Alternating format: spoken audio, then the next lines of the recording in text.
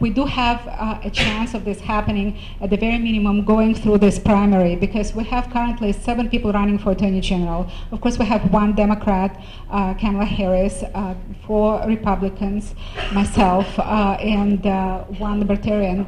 And as you know, when I ran for Secretary of State, I got over 500,000 votes, 540,000. If I get this number of votes, even less than that, I will be assured to be in the general election, and we'll go from there. So here, many of you know, I've been fighting against the corruption in the government for 5 years, and I'm the person that can make a difference.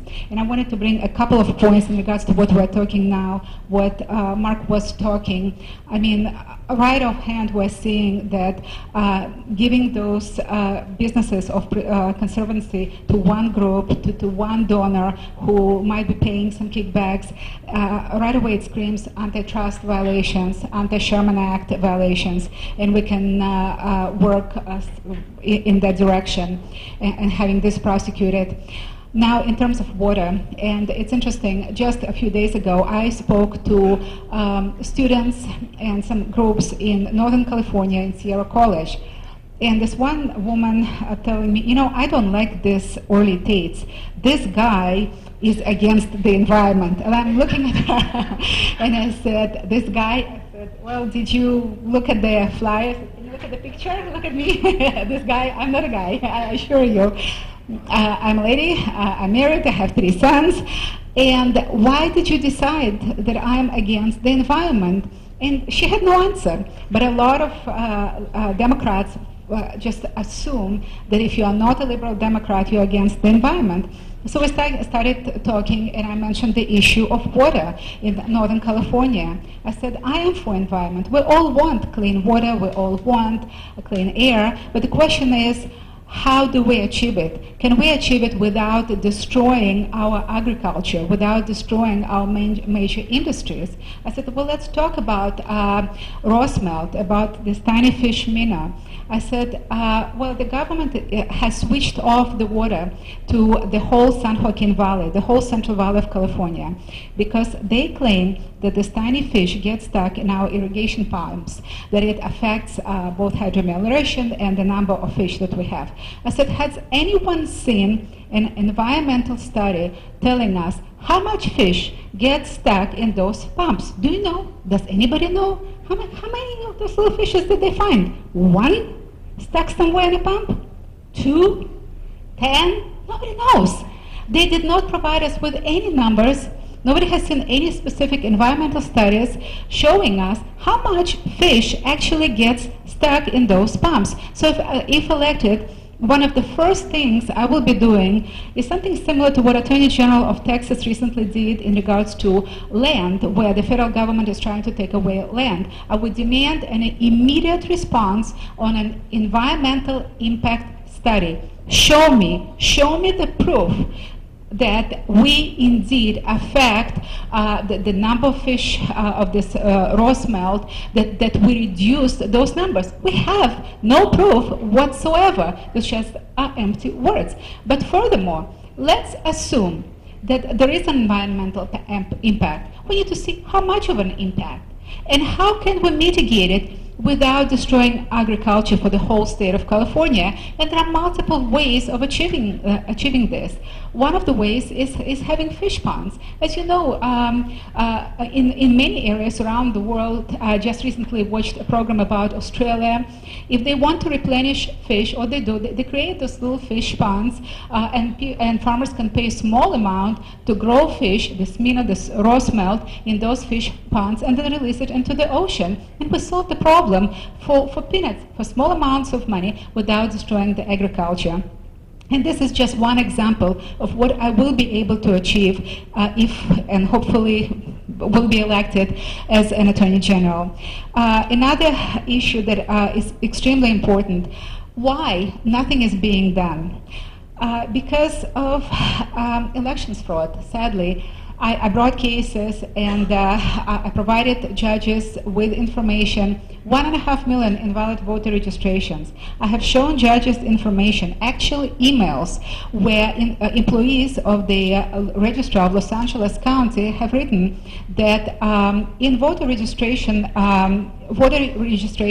they're supposed to provide information. Where were you born? Put down the state where you're born. And if this information is not provided, then the registrar is supposed to send voter registration back to the voter and tell him, please provide all the necessary information and then we'll register you. What do? They commit fraud. We have emails showing that the registrar of Los Angeles County has instructed his employees to simply fill out those voter registrations and write USA. USA, the person was born in USA, we don't know if that's true or not, that's what they do. We've seen something similar actually in Orange County, where the employees have told us that they were told to fill out the date of birth, which was not there. Well, how do we know that the person is an eligible voter without the date of birth? So they just put the date of birth. So this is a serious problem because we are seeing big batches of bogus voter registrations. Just on a couple of issues, I was able to bring somebody who was an analyst who worked for NADA, relational data analyst for NADA, who provided information showing we have 1.5 million invalid voter registrations in California. I had somebody, a DeVry University graduate, who has confirmed it, and judges just come up with bogus excuses to cover it up. And when we have rigged elections, we are getting what we're seeing today because people vote. People vote for candidates that represent them, but those votes are not being expressed in the results of the elections. That's a serious problem that we have to address. And I have here my pamphlets, a few other issues that I wanted to mention that relate to the problems that we're seeing. You all heard about NSA. You all heard about NSA spying, and some people are saying, well, what do I care? You know, they're looking for spies, you know, who cares? Well, you should care, and I'll tell you why. Because when the government has all the information on you and your phone calls, and your emails, your financials, they can give those contracts to people who support the government, to those Democrats that will give kickbacks and get cushy contracts.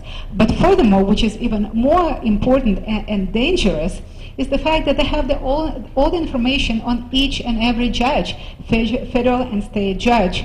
And they know those judges' financial situations, their, maybe improper contacts, maybe some liaisons of those judges. They have the leverage. And that is why we've seen time after time people actually bringing legal actions trying to solve those issues of water, those issues of environmental impact, and courts just refuse to do anything about it. The cases often sit in courts for years, or judges find bogus excuses to dismiss them. So as an Attorney General, I will be working on this issue of nullifying completely illegal, unconstitutional NSA spying on the citizens of the state, nullifying it so that we will be able to have, we will be able to regain our right for redress of grievances in courts, and then we'll be able to solve the problems.